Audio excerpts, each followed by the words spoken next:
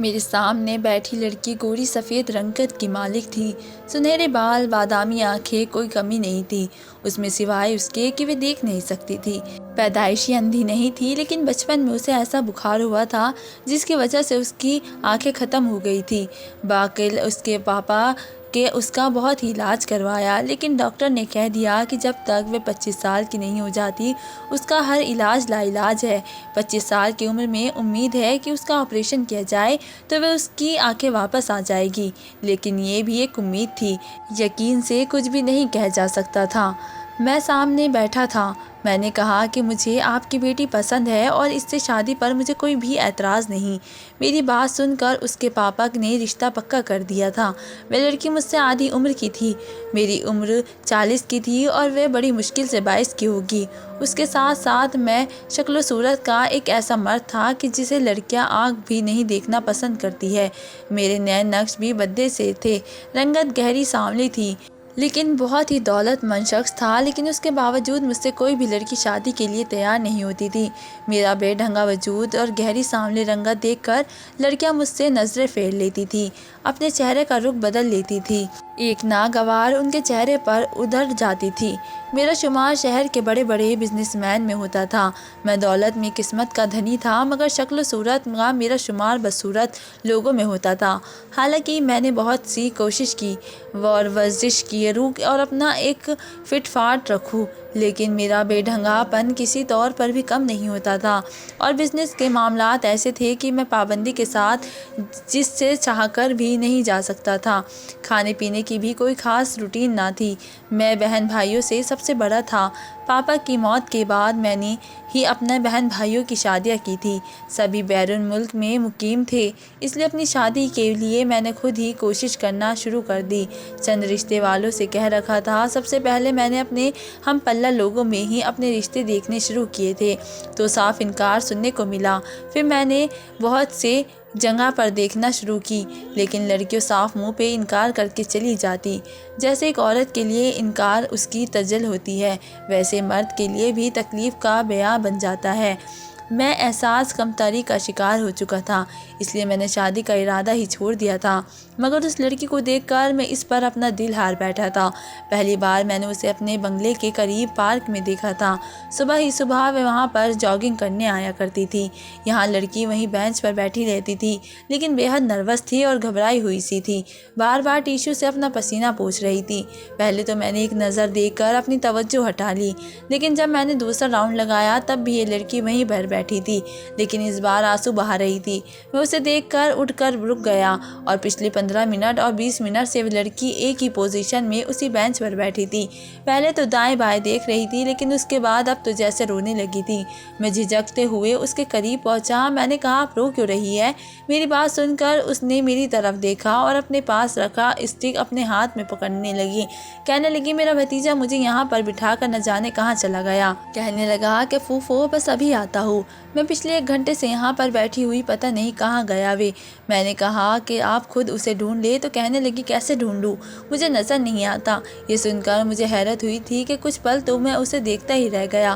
वो लड़की बहुत ही खूबसूरत और हसीन थी, लेकिन देख नहीं सकती थी। ये देखकर मुझे बड़ा अफसोस हुआ। मैंने कहा कि आप अपने भतीजे का नाम बताएं, मैं उसे पार्क का इंतज़ाम से कहकर ऐलान करवा देता हूँ।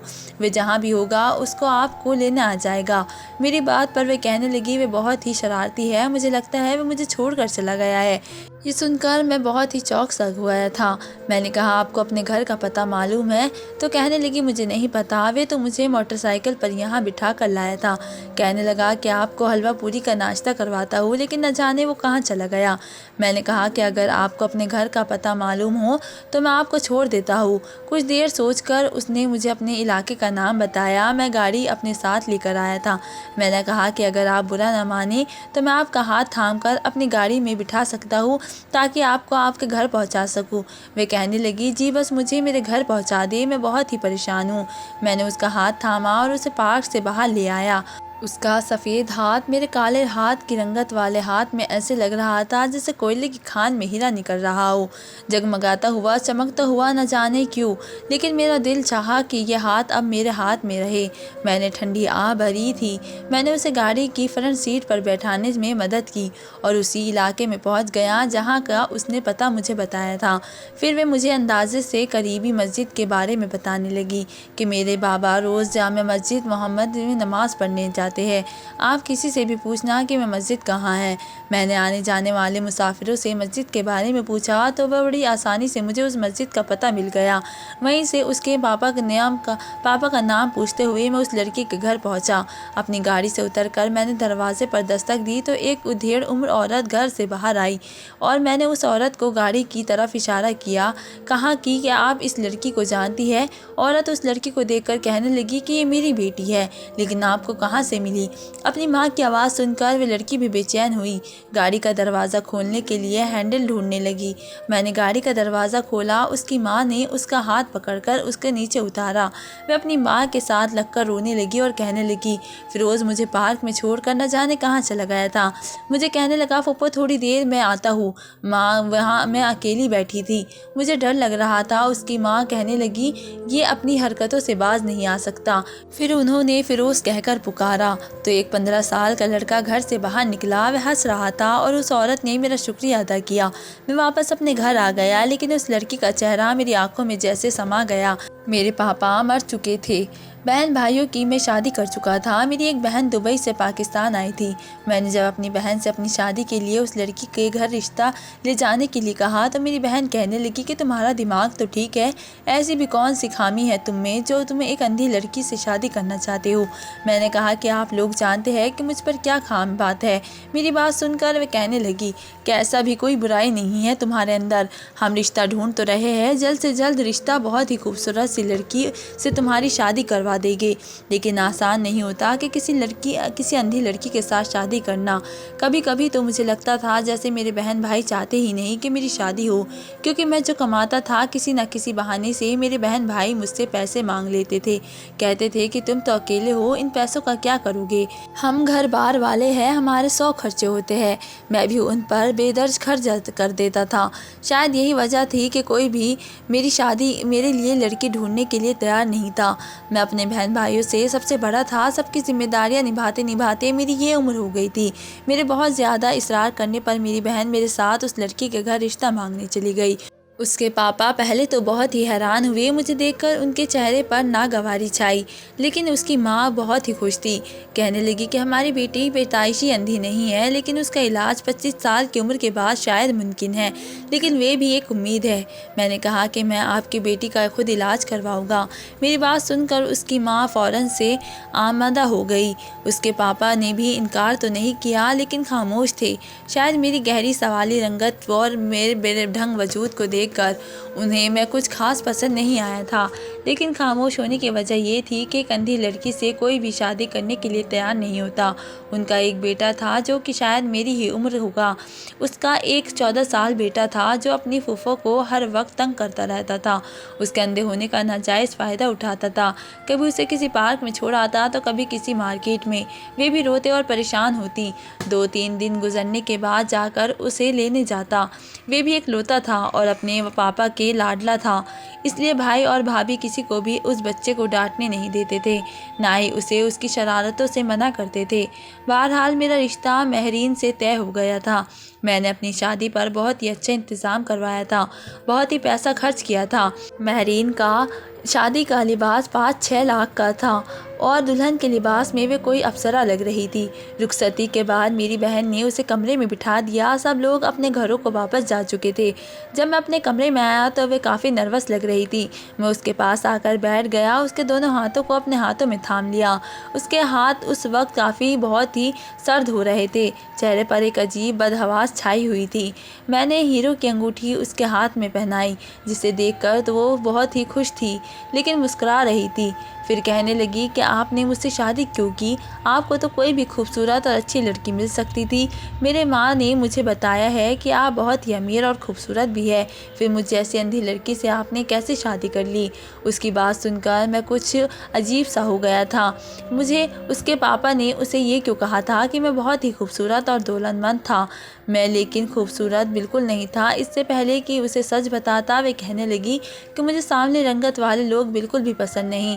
मैं पैदाइशी अंधी नहीं हूँ, इसलिए जब देख सकती थी तब भी मुझे खूबसूरत लोग ही अच्छे लगते थे, क्योंकि मैं जानती हूँ कि मैं खुद कितनी खूबसूरत और हसीन हूँ। अपने बचपन का चेहरा याद करके मैंने तस्वुर में अपना एक अक्स बना रखा है, और अगर मैं वैसी हूँ तो मैं बेहद हसीन हूँ, इसलिए मुझे हसीन लोग पसंद है। वे कहने लगी कि मेरी ख्वाहिश है कि मैं आपको देखूँ, क्योंकि मेरी माँ ने आपकी बहुत ही तारीफ़ें की थी। कहने लगी कि तुम्हारा पति लाखों में एक है, बहुत हैंडसम और खूबसूरत है। मैं उसकी बातें सुनकर हैरान हुआ था। बहरहाल मैंने उसे कुछ भी नहीं कहा। शादी की रात में उसके साथ इस तरह की बातें करके अपनी सुहाग रात बर्बाद नहीं कर सकता था। महरीन की संगत पाकर मैं बेहद खुश था और वे भी खुश थी। अगले दिन जब मेरी सास अपनी बेटी से मिलने आई तो मैंने उनसे असली में ये बात पूछी कि उन्होंने महरीन से झूठ क्यों बोला, उसे ये क्यों कहा कि उसका पति बहुत ही खूबसूरत है। वे कहने लगी कि मेरी बेटी पैदाइशी अंधी नहीं है, इसलिए खूबसूरती और बदसूरती को अच्छी तरह से जानती है। अगर मैं उसे सच बताती तो वे शादी से इनकार कर देती, और मैं जानती हूँ कि मेरी बेटी से कोई भी शादी नहीं करता। मैं नहीं चाहती थी कि ये रिश्ता मेरे हाथ से निकल जाए, और मेरी बेटी को वैसे भी कुछ भी नज़र नहीं आता। मुझे नहीं लगता कि वह कभी भी देख पाएगी, इसलिए उसे इस बात से कोई फ़र्क नहीं पड़ेगा कि तुम कैसे हो और कैसे नहीं। तुम महरीन से यही कहना कि तुम बेहद खूबसूरत हो। मैंने कहा कि बात तो ठीक है, इसमें कोई हर्ज वाली बात नहीं है। शादी के फ़ौरन बाद मैं महरीन को अपने साथ इस्लामाबाद और मरी लेन ले गया। उन खूबसूरत नज़ारों की महरीन देख नहीं सकती थी, लेकिन महसूस कर सकती थी। फिर मैं उसे एक एक मंज़र बताता, जिसे सुनकर वे बहुत ही खुश हो जाती और मंज़र को देखने में खो जाती। मेरे कंधे पर सर रख देती, मेरे गले में अपने बाजू थाम लेती, मुझसे बहुत ही मोहब्बत जताती। मैं बेहद ही खुश था। कभी कभी मुझसे कहती कि जमाल, मेरा दिल चाहता है कि मैं अपनी आंखों से नूर वापस आ जाए, ताकि मैं भी ये हसीन नज़ारे देख सकूं। मैं खूबसूरती की दिल ददा था। मुझे हसीन नज़ारे और हसीन लोग बहुत ही अच्छे लगते हैं। ये कहते हुए उसकी आंखों में नमी उतरी थी, लहजा भी नम हुआ था। मैंने उसे अपने साथ लगा लिया। मैंने कहा, मैं हूँ ना तुम्हारी आंखें, तुम्हें एक एक मंजर यूँ बताऊँगा जैसे तुम्हें लगेगा कि तुम देख रही हो। और फिर ऐसा ही होने लगा। मैं महरीन की आंखें बंद के रह गया, और जहाँ मैं भी उसे लेकर जागता उसे एक एक मंजर बताने लगता, और वे मेरी बातों में खोने लगती। 1 महीना मैंने पाकिस्तान टूर में ही गुजार दिया था। जब मैं अपने हनीमून से वापस आया तो महरीन बेहद खुश थी। कुछ ही दिन बाद मैं उसे शॉपिंग पर ले गया। वहाँ मुझे एक ब्लैक कलर की साड़ी महरीन के लिए बहुत ही पसंद आई, लेकिन उसने पहनने से इनकार कर दिया। कहने लगी कि उसे ये सिया रंग बिल्कुल भी पसंद नहीं है, उसे सख्त चिढ़ है इस रंग से। बहरहाल मैं महरीन को पाकर बेहद खुश था। वक्त यूं ही गुजरने लगा। जैसे जैसे वक्त गुजर रहा था, मेरी महरीन से मोहब्बत बढ़ती जा रही थी। 5 साल का अरसा गुजर गया और मेरा यह हाल था कि मुझे अपना आप और अपना घर महरीन के बगैर अधूरा लगने लगा था। वे जब भी मैके रहने जाती मैं पीछे उदास हो जाता। बहरहाल हम दोनों ही एक दूसरे को पाकर बेहद खुश थे।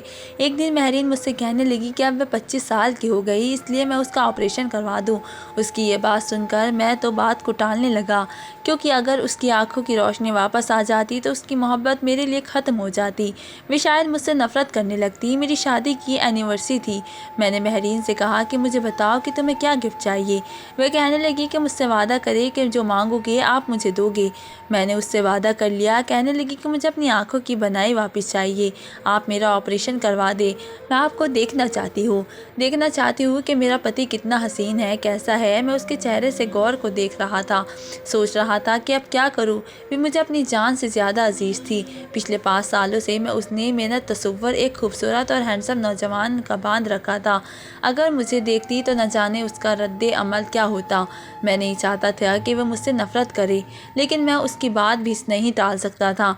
मैंने डॉक्टर से उसका चेकअप करवाया। डॉक्टर ने मुझे बहुत ही बार उम्मीद जवाब दिया कि आपकी बीवी ऑपरेशन के बाद देख सकेगी, लेकिन मैं ये सोच रहा था कि मैं अब क्या करूं। महरीन मुझे देखकर शायद मेरे साथ रहना भी पसंद करे या ना करे। जिस दिन उसका ऑपरेशन था उस दिन मैं हॉस्पिटल नहीं गया, अपने कमरे में ही घर था, लेकिन अपनी सारी तस्वीर मैंने छुपा दी। नौकरानी को भी अच्छे तरीके से समझा दिया था कि उन्होंने क्या करना है और क्या नहीं। वे मेरी बात सुनकर मुझे हैरत से देख रहे थे, लेकिन मेरे हुक्म के गुलाम थे। मेहरीन का ऑपरेशन हो चुका था। मुझे डॉक्टर का फ़ोन आया कि आपकी बीवी का ऑपरेशन कामयाब हो चुका है और वे इस वक्त आपको बुला रही है। मैंने मेहरीन से फ़ोन पर बात की। मैंने कहा कि मुझे बैरून मुल्क अचानक से जाना पड़ गया। मेरी बहुत ज़रूरी मीटिंग थी। मैं 1 महीने से पहले वापस नहीं आ सकता। ये सुनकर वे मुझसे लड़ने लगी। कहने लगी कि आप कैसे मुझे छोड़कर जा सकते हैं? क्या मीटिंग मुझसे ज़्यादा ज़रूरी थी? मैंने कहा कि बस 1 महीने की तो बात है, मैं जल्दी लौट आऊँगा। 2 दिन बाद मेहरीन ड्राइवर के साथ घर आई थी। जब लॉन्च के अंदर आई तो एक पुराने से शलवार कमीज़ पहने हुए ही खड़ा था, बिल्कुल एक मुलाजिम के हुलिये में। मुझे देखकर वे मुझसे पूछने लगी कि तुम कौन हो? मैंने अपनी आवाज़ बदलकर कहा कि मैं जी साहब जी का मुलाजिम हूँ। उन्होंने मुझे खास आपके लिए रखा है ताकि आपका ख्याल रख सकूँ। वे सीधा अपने कमरे में चली गई।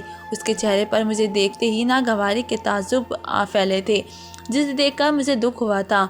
कुछ देर बाद ही मैंने जूस का गिलास लिया और बहाने से उसके कमरे में दाखिल हुआ। वे उस वक्त अलमारी के दराज खोलकर न जाने क्या तलाश कर रही थी। मैंने जूस साइड टेबल पर रखा। मैंने कहा, बेगम जी आप क्या ढूंढ रही है? मुझे बताएं, मैं आपको ढूंढ देता हूँ। मैं मालिक का वफादार मुलाजिम हूँ। ये बात सुनकर कहने लगी कि मुझे तुम्हारे मालिक की तस्वीर देखनी है, लेकिन मुझे यहाँ कुछ भी नज़र नहीं आ रहा और ना ही अपनी शादी का कोई भी तस्वीर। मेरे कमरे में कोई भी तस्वीर भी नहीं लगी। हालांकि जमाल ने तो मुझसे कहा था कि उनके कमरे में हमारी शादी की तस्वीर लगी हुई है। उनकी आंखों में मुझे देखने की ताब थी और बड़ी बेचैनी सी थी। मैंने कहा कि मुझे तो इन चीज़ों की खबर नहीं है, लेकिन आप साहब को क्यों देखना चाहती है? वे कहने लगी कि इन 5 सालों में मैंने उन्हें कभी नहीं देखा। मुझे ख्वाहिश है कि मैं अपने पति को देखूँ कि वे देखने में कैसा है। मैंने सुना है कि बहुत ही खूबसूरत और हैंडसम है। मैंने कहा कि मालिक 1 महीने के बाद वापस आ जाएंगे तो आप देख लीजिएगा कि वे कैसे हैं। फ़िलहाल तो आप ये जूस पी ले। ये कहकर मैं कमरे से बाहर जाने लगा तो कहने लगी, बात सुनो ज़रा। मैंने कहा जी। तो कहने लगी, तुमने तो देखा है ना अपने साहब को, तुम मुझे बताओ कि वे कैसे हैं। मैंने कहा, बीबी जी मैं उनका वफ़ादार हूँ और नमक हलाल मुलाजिम हूँ। मुझे तो वे हर हाल में अच्छे ही लगेंगे। मैं तो उनकी तारीफ़ ही करूँगा। मैं नहीं जानता कि आपके नज़दीक अच्छे होने का मायर क्या है, ज़ाहिर है खूबसूरती या फिर इंसान के अंदरूनी खूबसूरती। ये कहकर मैं कमरे से बाहर निकल आया। मैं उसका हर तरह से ख्याल रख रहा था, लेकिन मुझे अपना काम कारोबार भी देखना था। इसलिए दिन के वक्त मैं ये बहाना करके घर से चला जाता था कि मुझे मालिक के ऑफ़िस के मामलात भी देखने होते हैं, क्योंकि उन्होंने मुझ पर भरोसा है। मैं ऑफ़िस जाता तो वहाँ जाकर मेहरीन को कॉल करता और जमाल बनकर उससे बातें करता। वे कहती कि मुझे वीडियो कॉल पर बात करो, मैं तुम्हें देखना चाहती हूँ। आखिर क्यों तुम मेरे सामने नहीं आते? जब से हमारी शादी हुई है मेरी बस यही ख्वाहिश थी कि मैं अपने पति को देख सकूँ। मैं उससे कह रही थी कि बस 1 महीने की तो बात है, मैं आऊँगा तो सारी ज़िंदगी हमने साथ ही गुजारनी है। जहाँ तुमने इतना सब्र कर लिया वहाँ 1 महीना और कर लो, लेकिन मैं चाहता हूँ कि जब मैं तुम्हारे सामने आऊँ तब ही तुम मुझे देखो। वीडियो कॉल पर मैं तुमसे बात नहीं कर सकता। रात को जब मैं घर आया तो मेहरीन मुलाजम पर चीख पड़ी और चिल्ला रही थी। कह रही थी कि ऐसा कैसे मुमकिन है कि तुम्हारे साहब की कोई भी तस्वीर इस घर में मौजूद ना हो। जैसे ही मैं लॉन्च में दाखिल हुआ, मुलाजमिन मुझे देखकर देखने लगी। मैंने उनको चुप रहने का इशारा किया। वे चुपचाप मेहरीन की बातें सुन रहे थे, लेकिन कोई भी जवाब नहीं दे रहा था। बस यही कही जा रही थी कि कहीं से भी मुझे अपने मालिक की तस्वीर ढूंढ कर ला कर दो। मैं पूरा घर देख चुकी हूँ, मुझे कहीं भी वे जमाल की तस्वीर नहीं मिल रही। आखिर वे क्यों मुझसे अपना आप को छुपाना चाह रहे हैं? उसकी बेचैनी और बेताबी देखकर मैं उसके पास आ गया। मैंने कहा, बीबी जी मालिक बहुत ही अच्छे हैं और खूबसूरत भी है और बहुत ही है, बस देखने वाले की नज़र होनी चाहिए। आप क्यों मुलाजमीन के साथ लड़ रही है? बड़ी मुश्किल से मैंने उसे बातों से बहलाया था। अपने झूठे तसव्वुर दिखाने चाहे थे, जैसा कि उसकी माँ ने उसे बताए थे। हालांकि मैं जानता था कि ये सब कुछ ज़्यादा देर तक नहीं चल सकता। एक बार मैं रात को जान नमाज बिछाए रो रो कर अल्लाह से दुआएं मांग रहा था कि कब मेरी बीवी के दिल में मेरी मोहब्बत पैदा कर दे। बेशक दिलों की डोर तो तेरे हाथ में है, रंग रूप कोई भी अहमियत नहीं रखता, इंसान का अखलाक ही अहमियत रखता है। तू जानता है कि मैं अपनी बीवी को बेतहाशा चाहता हूँ, उससे मोहब्बत करता हूँ। मैंने कभी भी उसे किसी चीज़ की कमी नहीं होने दी, लेकिन उसे खूबसूरत मर्दों से मोहब्बत है और मैं बदसूरत हूँ। ये कहते हुए मेरे आंसू गिर रहे थे। एक मर्द के लिए ये बात बहुत ही अज़ियत नर्क वाली होती है कि उसकी बीवी उसे देखकर नाक मुँह चढ़ाए। तहज्जुद पढ़ने के बाद मैं सो गया, लेकिन सुबह मेरी आँख महरीन के शोर पर खुली। मुलाजमीन पर न जाने वे किस बात पर चिल्ला रही थी। जब मैं कमरे से बाहर निकला तो कहने लगी कि आज तुम्हारे साहब का मुझे फ़ोन आया है, वे आज रात ही वापस आ रहे हैं। उनके लिए उनकी पसंद का सारा खाना बनाना है, 8 बजे तक तैयार हो जाना चाहिए। ये सब बात सुनकर मैं जितना भी हैरान होता उतना ही कम था। आखिर फ़ोन पर उसने किससे बात की थी?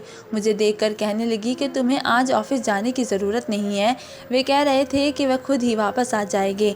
मैं तो उसकी बातें सुनकर परेशान हुआ था। आज उसने ब्लैक साड़ी पहनी थी, तैयार भी बहुत ही अच्छी से हुई थी। मैंने उसे यूँ सजा सवरा देखा तो हैरान हुआ। मुझसे कहने लगी कि फूलों के गजरे ला दो, जमाल को वे बहुत ही अच्छे लगते हैं। ये सुनकर मैं उसे देखे जा रहा था। मेरी समझ में नहीं आ रहा था कि आखिर ये सब चक्कर क्या है। जैसे जैसे वक्त आगे की तरह बढ़ रहा था, मैं परेशान सा होता जा रहा था। रात को 8:30 बजे एक खूबसूरत नौजवान घर में दाखिल हुआ। उसे देखकर मैं हैरान था। उसे देखकर जैसे ही महरीन उसे जमाल कहते हुए उसकी तरफ अपने बाजू फैलाए आगे बढ़ी, मैंने उसे बाजू से पकड़कर रोक दिया। मैं उस वक्त नौजवान को बड़े गुस्से से देख रहा था। महरीन कहने लगी कि यह क्या बदतमीज़ी है, छोड़ो मेरा हाथ। जमाल देख रहे हो अपने मुलाजिम को? मैंने उस नौजवान से पूछा कि तुम कौन हो? तो कहने लगा जमाल हूँ, इस घर का मालिक। मैंने कहा शट अप जमाल, मैं हूँ और इस घर का मालिक भी मैं हूँ। अगर तुमने सच नहीं बताया तो तुम्हें पुलिस के हवाले कर दूंगा। मैं गुस्से से घुर्रा कर बोला। मेरी बात सुनकर वह नौजवान महरीन से कहने लगा, आपका काम हो गया मैडम जी, मेरी फ़ीस मुझे दे दे ताकि मैं यहाँ से जा सकूँ। ये सुनकर मैंने महरीन को हैरत से देखा। ये सारा ड्रामा महरीन का रचाया हुआ था। महरीन ने मुझसे अपना बाजू छुड़वाया और अपने पर्स में से उसे पैसे निकाल कर दिए। वह नौजवान जा चुका था। मैं सोच भी नहीं सकता था कि वह ऐसा कुछ भी कर सकती है। सच उसके सामने खुल चुका था और मैं उससे नज़रें भी नहीं मिला पा रहा था। इसलिए मैं सीधा अपने कमरे में चला गया। क्या मैं जानता था कि अब वे रोई धोएगी, मुझे तलाक मांगेगी, मुझसे अपनी नफ़रत का इजहार करेगी। वे कमरे में दाखिल हुई, कमरा ज़ोर से बंद किया। मेरा दिल यूँ था कि धड़कना बंद हो चुका था और मैं सोच रहा था कि आखिर उसे क्या जवाब दूँ। वे मेरे पास आए, गुस्से से कहने लगी, क्यों झूठ बोला था मुझसे? क्या आप बैरून मुल्क गए हो? क्यों मेरे सामने एक मुलाजिम बनकर आए थे? आपको लगा था कि मैं पहचान नहीं पाऊँगी? मैंने बिना बिनाई के भी आपको एक एक नक्श के छूकर अपने दिल की आंखों में आपको देख लिया था। मैं जानती थी कि आप कैसे हैं। आपने कैसे सोच लिया कि मैं आपको देखकर धुतकारूंगी, और एक ऐसा शख्स को जिसकी आंखों से मैंने दुनिया को देखा था। वे रोई जा रही थी और मैं उसे हैरत से देख रहा था। कहने लगी जमाल, मुझे आपसे मोहब्बत है। ये कहकर वे मेरे साथ लग गई। मुझे लगा जैसे मुझे किसी ने ज़िंदगी बख्श दी हो। तो दोस्तों, आपको मेरी कहानी कैसी लगी मुझे कमेंट करके ज़रूर बताएं। मिलते एक नई वीडियो के साथ, तब तक के लिए धन्यवाद।